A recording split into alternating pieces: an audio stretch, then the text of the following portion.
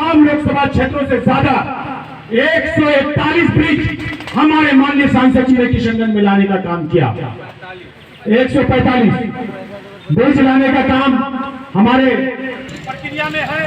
उम्मीद है कि अगले महीना उसका भी कार्य स्टार्ट करना। सर लगभग 500 किलोमीटर का रोड इन्होंने पास करके लाया, जबकि एक सांसद को 100 किलोमीटर से ज्यादा का रोड नहीं मिला, लेकिन आपके सांसद ने 500 किलोमीटर रोड लाने का काम किया।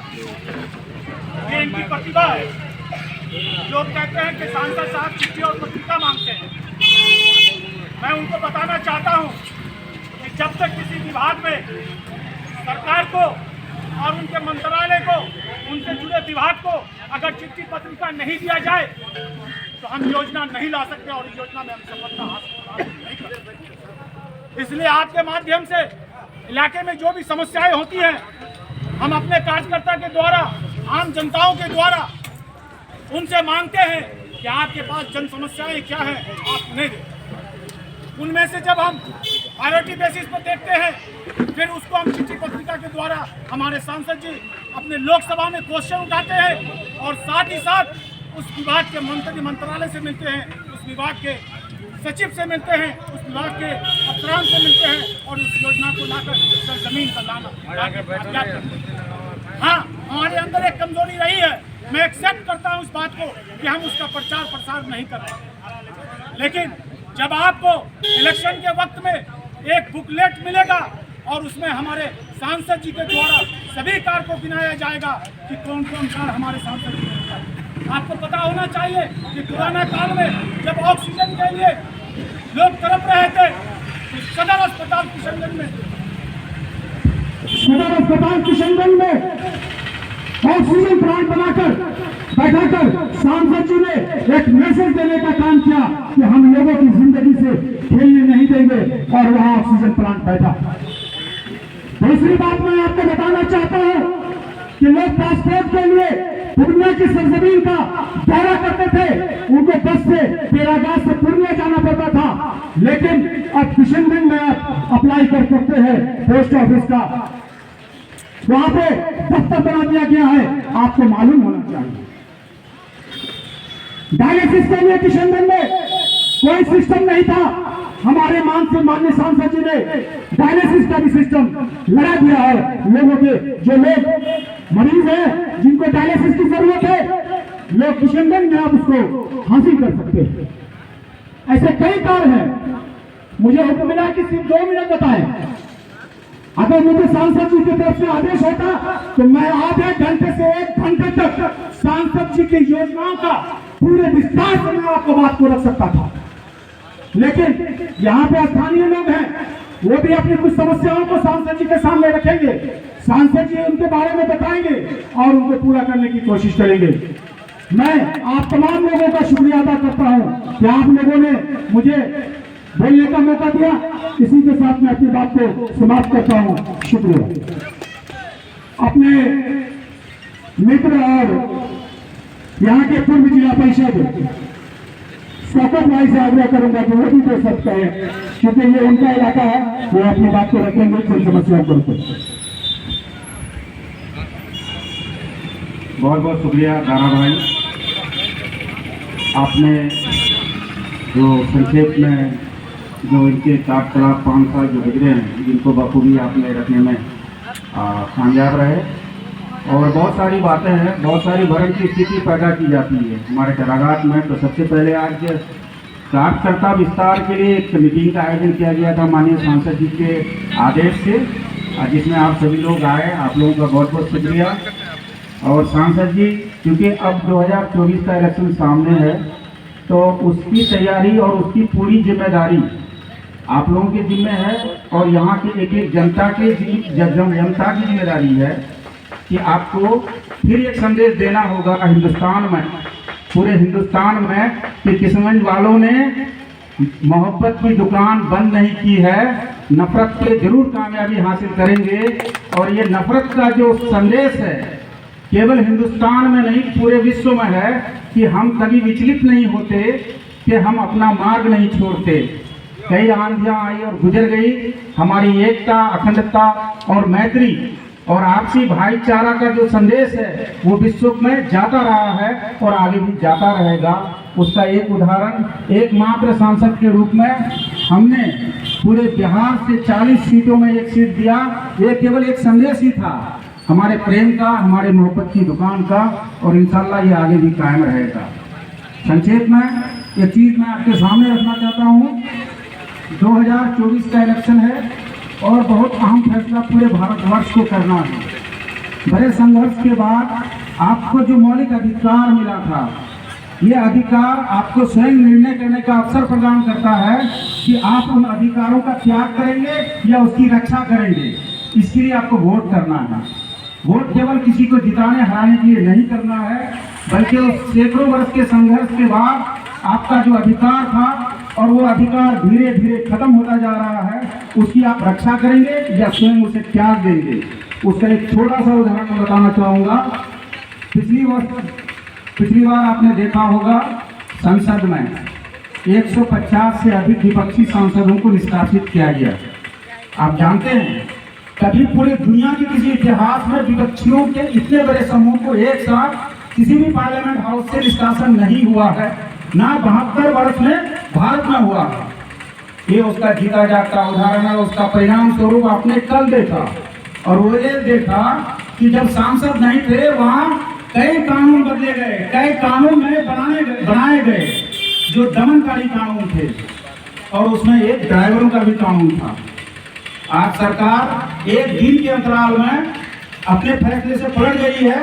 वो कहती है हम इसको लागू नहीं करेंगे, क्योंकि पूरा चक्का जाम हो गया था, क्योंकि उस पर चर्चा नहीं करना चाहती सरकार, मनमानी करना चाहती है, तानाशाही से कानून लागू करना चाहती है, और जो सांसद उसके खिलाफ आवाज उठाते हैं उसे निष्कासन कर दिया जाता है। और जीता जागता उदाहरण हमारे सांसद जी हैं। पहले फेज में सबसे पहले निष्कासन हमारे सांसद जी का हुआ था, फिर बारी बारी से सभी विपक्षी दलों के सांसदों का निष्कासन हुआ। इसके लिए हम लोगों को गर्व है कि हमारे सांसद ने कभी तानाशाही के सामने झुके नहीं, अपनी आवाज बुलंद करते रहे, आपके हकूक की हिफाजत के लिए लड़ते रहे। और ये हकूक रहेगा तो विकास को झक मार के आएगा। विकास बिना अधिकार के उन विकास का क्या करना, जब मेरा मौलिक अधिकार ही छीन जाए। इसकी लड़ाई हम सबको लड़ना है। धन्यवाद। जय हिंद, जय भारत। आज के सभा में आए माननीय सांसद जी को मैं तहे दिल से शुक्रिया अदा करता हूँ। मैं चाहता हूँ और यहाँ के अवाम भी चाहते हैं कि इसी तरह से कैरागाज का क्षेत्र भ्रमण हो और यहाँ की समस्याओं से अवगत होते रहे। जैसे सांसद जी ने तो अपने अवसर से हमने देखा है कि हमेशा आवाज़ उठाते रहे हैं संसद में, जिससे लोगों का जो बुनियादी परेशानियां हैं उसके दूर होने का रास्ता असल तो सांसद जी को सदन में ही उठाना है। और काफ़ी मेहनत भी कर रहे हैं एएमयू के लिए, जैसे लगातार अकेले बैनर लेके खड़ा रहे हैं। ये बहुत बड़ी बात है कि एक अकेला सांसद पूरे बिहार से जो हम लोगों ने भेजा वो अकेला ही खड़ा रहा, लेकिन डट के रहा। ये हमारे गर्व की बात है। इसी तरह से हमारे यहाँ जो अभी सांसद जी ने डाटा दिए हैं कि 145 ब्रिज का हमारे लोकसभा क्षेत्र में ही मिला है।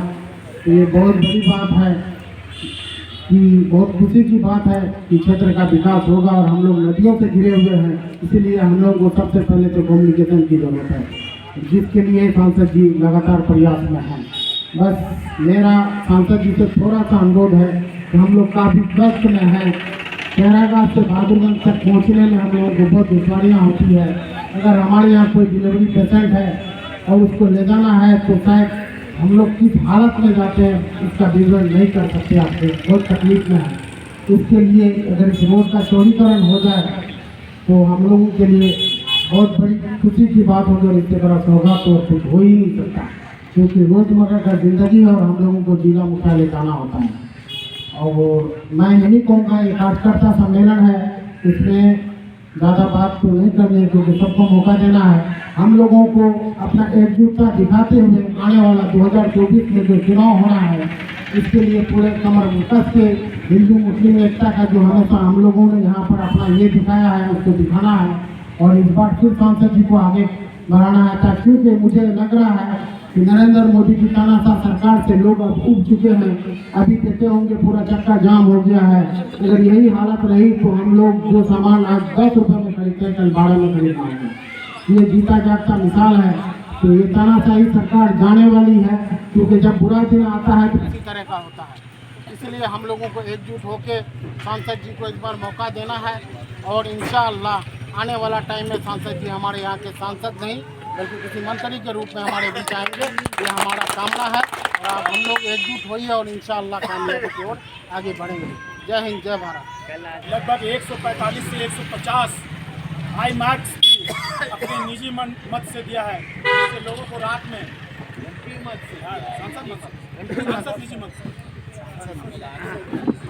सांसद निजी मत से जो है उन्होंने 150 हाई मार्क्स दिए हैं, जो आपके विभिन्न चौक पर हाथों में लगा हुआ है, जिससे रोशनी का काम किया जाएगा। अब मैं हसनैन साहब से आग्रह करूंगा कि वो अपनी बातों पर रखें।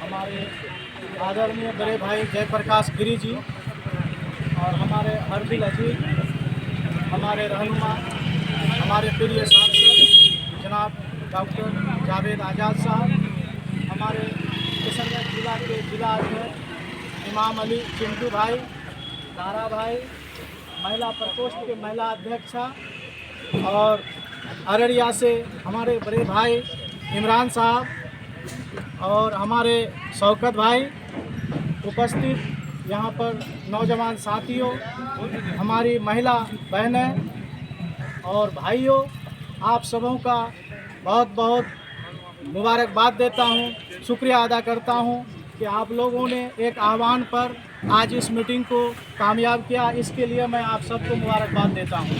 इस मीटिंग सांसद जी के आह्वान पर यह मीटिंग बुलाया गया है। हम लोगों को कमेटी को विस्तार करना है, सभी प्रकोष्ठ के कार्यकर्ता पदाधिकारी को विस्तार करने की नियत से हम लोग आज यहाँ जमा हुए हैं। आज कई लोग पार्टी के सदस्यता ग्रहण करेंगे, कई लोगों को पार्टी की जिम्मेदारी दी जाएगी। और रही सवाल विकास की, तो हमारे दारा भाई विस्तार पूर्वक बहुत ही संक्षेप में और विकास की जो ये है वो सारा चीज़ रखे हैं। लेकिन मैं एक बात बता देना चाहता हूँ कि किशनगंज लोकसभा बिहार में ही नहीं पूरे हिंदुस्तान में लोग इसको आंख लगा के रखे हैं। और वैसे लोगों को मैं चेता देना चाहता हूँ, इंशाअल्लाह उन लोगों का मनसा कभी पूरा नहीं होगा। यहाँ पर लोग तरह तरह के लोग आएंगे अपनी दुकानदारी के लिए, इन लोगों का मनसा कभी कामयाब नहीं होगा। और रही सवाल हमारा टेढ़ागाछ में विकास की, अभी तारा भाई बताए कि इस लोकसभा में 150 हाई मास लाइट लगाया गया है। तो और लोकसभा में और ब्लॉक में तो लगाया ही गया है, लेकिन हमारे यहाँ घोरा पंचायत में फुलवड़िया बाजार में लगाया गया है, खनियाबाद पंचायत में फतेहपुर में लगाया गया है, मटियारी पंचायत में मटियारी हाट में लगाया गया है, झुनकी मुसारा पंचायत में झुनकी पुल चौक पर लगाया गया है, डाकपोखर पंचायत में धागर चौक पर लगाया गया है, बैगना में लगाया गया है। और हमारा ये जो प्रखंड मुख्यालय है जहाँ हम लोग आज बैठे हैं, यहाँ हम लोग सांसद जी से बहुत आग्रह करके आजीजी करके हमने 2 लाइट लगवाया है। एक लाइट तो अभी आपके सामने यहाँ थाना में है, दूसरा लाइट यहाँ टेढ़ागाछ बाजार में मस्जिद के आगे वो लाइट भी कंप्लीट हो गया है। अब उसमें सिर्फ लाइट ही स्विच ऑन ही करने का देरी है, वो भी इंशाल्लाह बहुत जल्दी हो जाएगा। और हम लोग यहाँ पर हमारे बीच जिला से आए हुए जो लोग हमारे मेहमान हैं, कुछ अतिथिगण हैं, उन लोगों से सुनेंगे उन लोगों की क्या कार्यशैली है, वो लोग क्या जिम्मेदारी हम लोग दे रहे हैं, हम लोग के लिए पार्टी के लिए वो लोग क्या क्या करने का दिशा निर्देश दे रहे हैं, उस पर हम लोग अमल करेंगे। इसके साथ ही मैं अपनी बात को खत्म करता हूँ।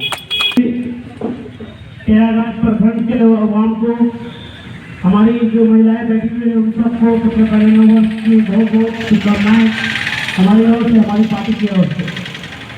आज आप देख रहे हैं जिस प्रकार से केंद्र सरकार द्वारा तानाशाही रवैया जिस प्रकार से कर रहे हैं, जो सरकार दारा भाई कांग्रेस के जिला है, भाई शौकत भाई, स्नेह है, बेटा भाई, इसको मानना है कि सारे लोगों को मैं मुबारकबाद देता हूँ।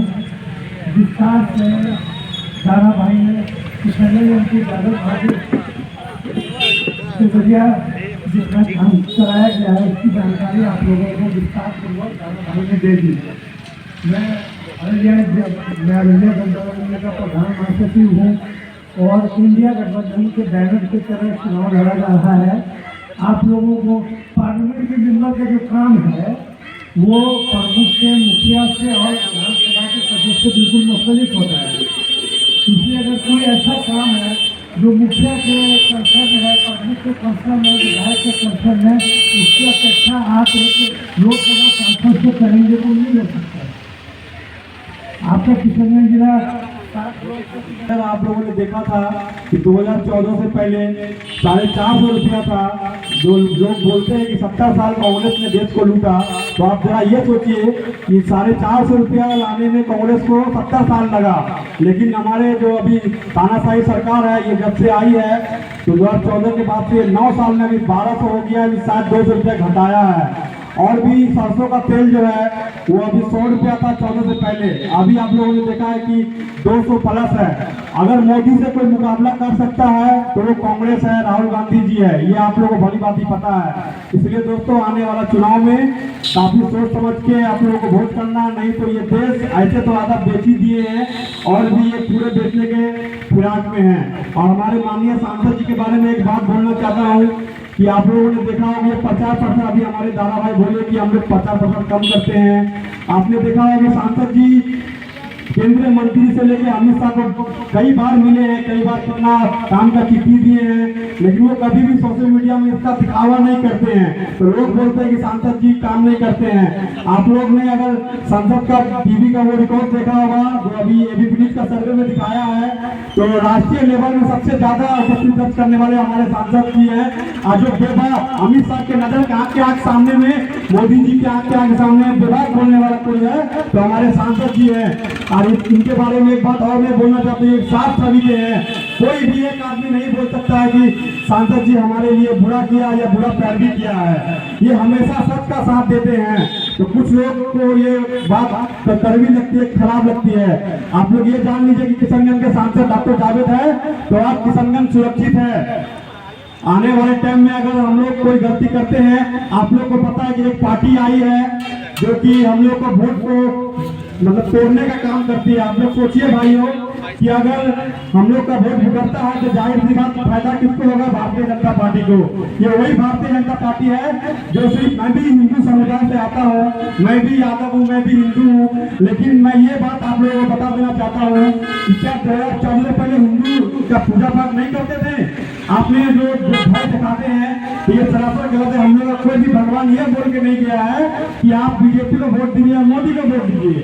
इसलिए भाइयों ये हिंदू मुस्लिम के चक्कर में आपके और मेरे बच्चे, गरीब के बच्चे मरते हैं। इसलिए सोच समझ के हिंदू मुस्लिम कुछ नहीं होता है। 70 साल में आज तक का बोल दे कि कांग्रेस सरकार में तो हिंदुओं पे जुल्म हुआ है, लेकिन आपके आने के बाद, मोदी सरकार के आने के बाद हिंदू मुस्लिम जहाँ जाइए तो हिंदू मुस्लिम।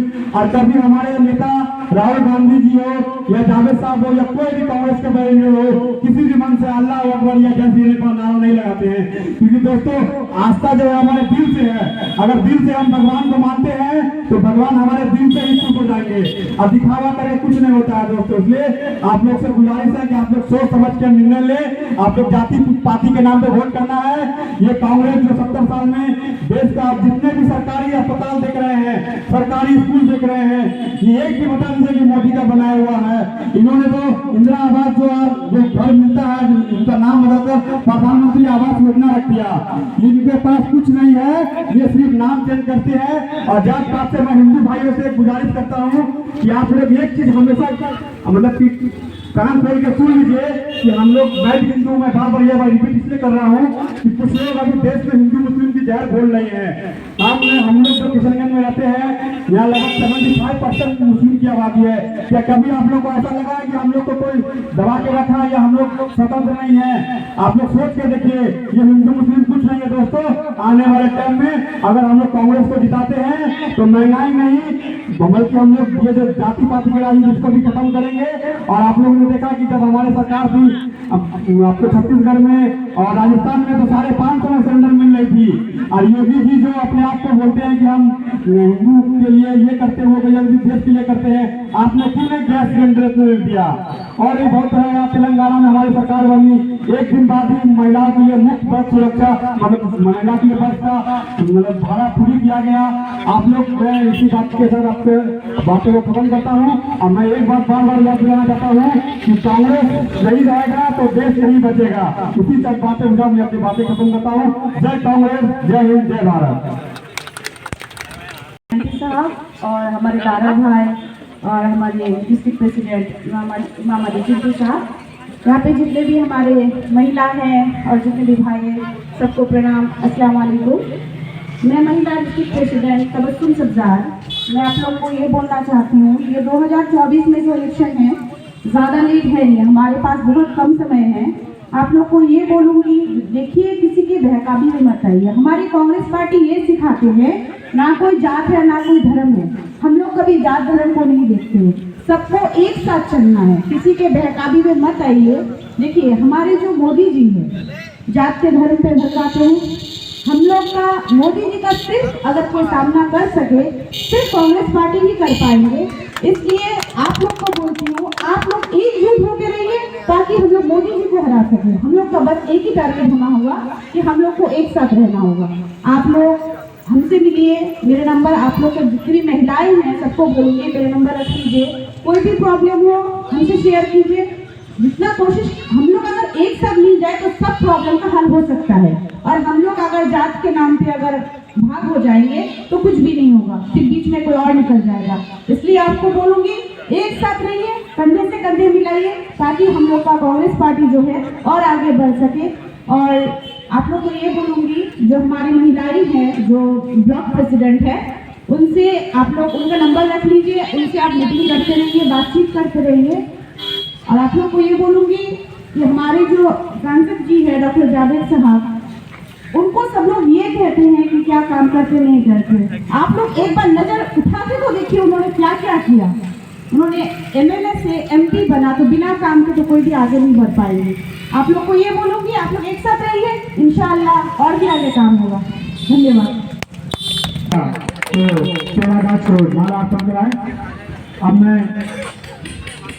अब मैं महिला अध्यक्ष से अनुरोध करूंगा कि वो अपने प्रखंड अध्यक्ष से तो माला पहनाकर उनका स्वागत करें।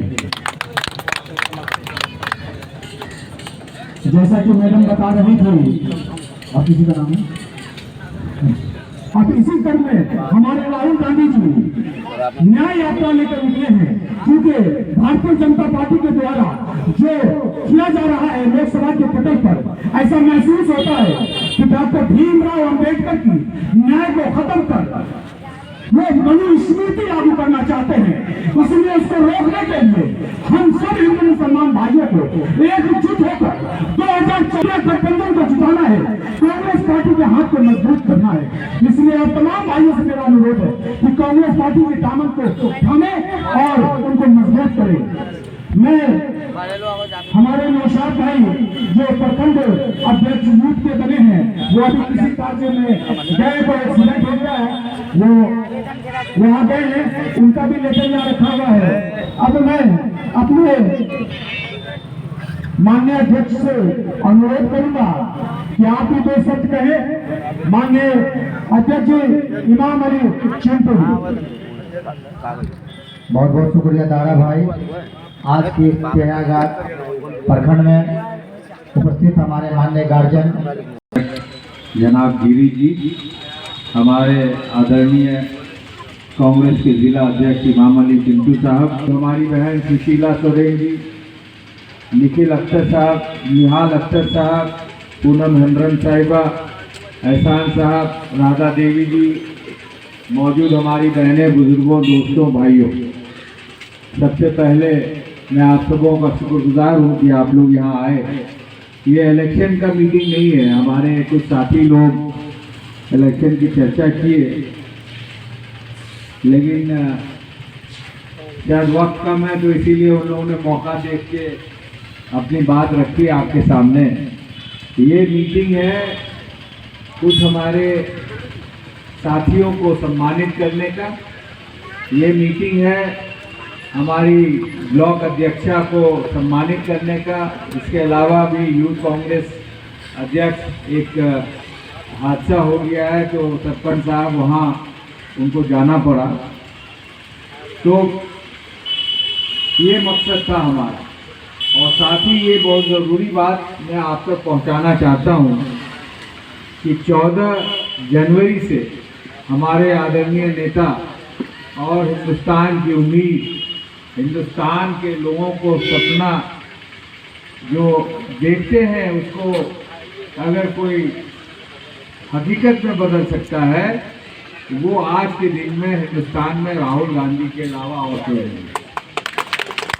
और जिस तरह से उन्होंने कन्याकुमारी से कश्मीर तक 4 महीने से ज़्यादा वक्त में पैदल चल के 3500 किलोमीटर से ज़्यादा, बारिश हो, ठंड हो, तूफान हो, आंधी हो, कश्मीर का दृश्य आपने देखा होगा, बर्फबारी हमको भी जाने का मौका मिला। हालांकि उसी जगह हमने MBBS की तालीम हासिल की, लेकिन उस दिन इतना ठंड उतना कभी महसूस नहीं किया था, लेकिन बदन गर्म था, हौसला गर्म था, तो वो ठंड महसूस नहीं हुआ। तो उसी तरह का उनका पहल शुरू होने वाला है 14 जनवरी से, और पूरे हिंदुस्तान में लगभग 85 जिला को वो कवर करेंगे। लगभग 2.5-3 महीने का उनका यात्रा का फैसला हुआ है, और मुझे उम्मीद है किशनगंज होते हुए जाएंगे। तो इस मौके पे मैं आप लोगों से आग्रह करना चाहता हूँ कि जिसको जिसको मौका हो थोड़ा वक्त निकाल के उसमें शिरकत करने का मौका चाहिए।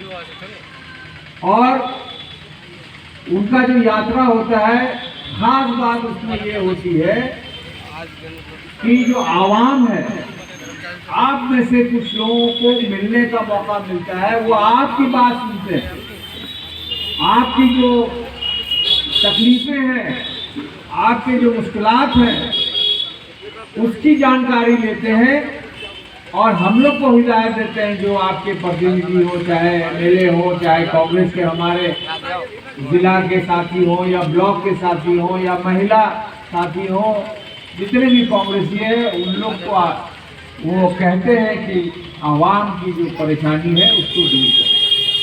और जो नेशनल लेवल की बात होती है उसको हम लोग पार्लियामेंट स्तर पे उस पर चर्चा करते हैं।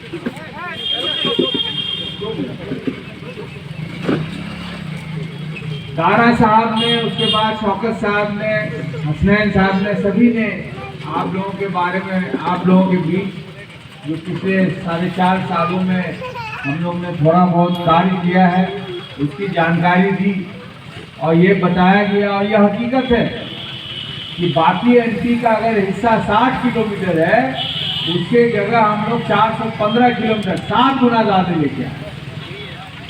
अगर कुल में बाकी MP, चूँकि 40 MP, और ये PM-KSY जो योजना होता है, ये भारत सरकार का योजना होता है और MP के कलम से होता है, तो 471 के 1/3 पूरे बिहार का हिस्सा जो है आपके पार्लियामेंट सेगमेंट में आ रहा है, आपके इलाके में।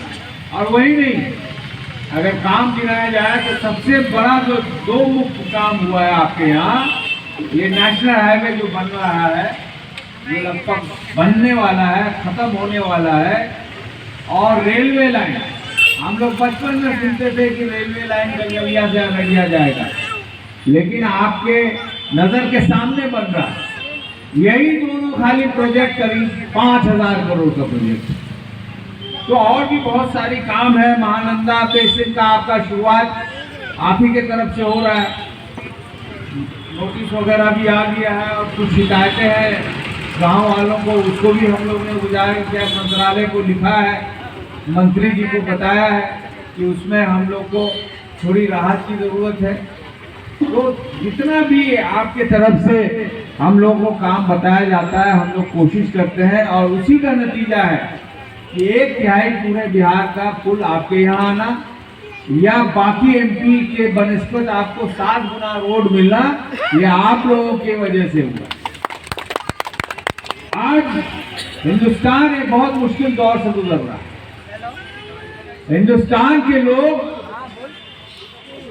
जो आजकल जो मीडिया है, खास करके जो मेन जो टीवी देखते हैं हम लोग, अखबार पढ़ते हैं, उसको कुछ पूंजीपतियों ने अपने हाथ में रख लिया, खरीद के उसको प्रचार का माध्यम बना दिया है मोदी सरकार के लिए। और सबसे अफसोस की बात है, एक चीज बताना चाहता हूं मैं आपको कि जब हिंदुस्तान आजाद हुआ था तो बहुत सारा राजा था, महाराजा था, नवाब था कि नहीं था? आपके बगल में भी जमींदार थे। हमारे वालिद का भी 5 गांव था उस जमाने में। मेरे वालिद नहीं, मेरे वालिद के वालिद का। कांग्रेस ने आके क्या किया? सीलिंग एक्ट करा दिया। जिसके पास जमीन नहीं थी वो राजा महाराजा पीसी लाल की जमीन जो है, बहुत लोग आप लोग जोड़ते होंगे, अपने आस पड़ोस के जमींदारों की जमीन जो उनके पुरखों की थी, गरीबों में बांटा गया कि नहीं बांटा गया? आप बताइए।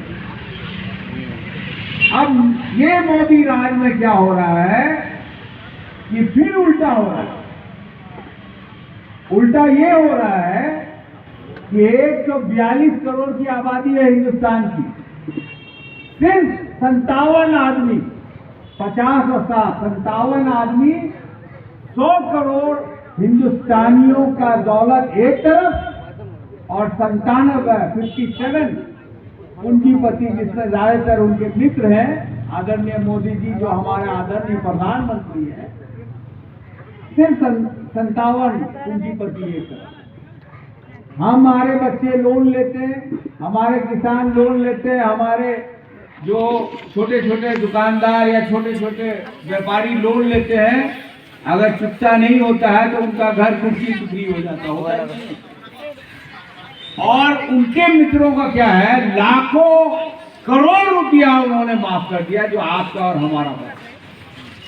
इसको रोकना होगा, अपने लिए नहीं, अपने पड़ोसी के लिए भी, अपने बच्चों के लिए भी और अपने मुल्क के भविष्य के लिए भी। इसीलिए मैं गुजारिश करना चाहता हूं कि आज जितने भी विरोधी पार्टी के नेता हैं वो देख रहे हैं कि हिंदुस्तान की जो दौलत है कुछ पूंजीपतियों के हाथ में जा रहा है।